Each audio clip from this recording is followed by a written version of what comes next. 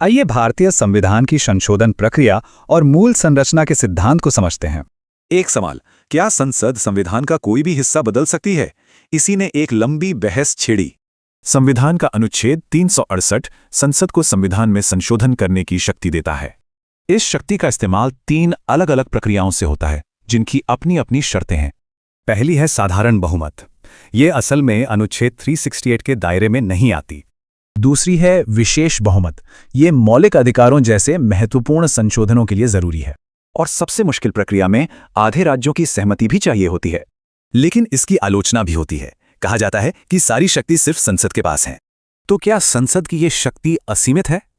यहीं से न्यायपालिका के साथ टकराव शुरू हुआ।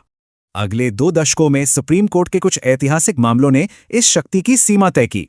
पहले तो कोर्ट ने संसद की शक्ति को सही माना, पर गोलकनाथ केस में अपना फैसला पलट दिया। इस टकराव ने भारत के सबसे महत्वपूर्ण संवैधानिक मामले की नींव रखी, केशवानंद भारती केस। इसे सुलझाने के लिए 13 जजों की अब तक की सबसे बड़ी बेंच बैठी। और यहीं से निकला मूल संरचना का सिद्धांत, एक क्रांतिकारी विचार। मतलब संसद की शक्ति व्यापक तो है, लेकिन असीमित नहीं। वो संविधान की आत्मा नहीं बदल सकती। कोर्ट ने समय समय पर बताया है कि इस मूल संरचना में क्या क्या शामिल है। परीक्षा के लिहाज से ये टकराव और इसका समाधान उत्तर लिखने के लिए बहुत जरूरी है। संशोधन प्रक्रिया संविधान को जीवंत बनाती हैं, और ये सिद्धांत इसकी रक्षा करता है। तो याद रखें, संशोधन के प्रकार, केशवानंद भारती केस और संविधान का लचीलापन और कठोरता। ये मूल संरचना का सिद्धांत आज भी हमारे कानून और राजनीति को कैसे दिशा दे रहा है।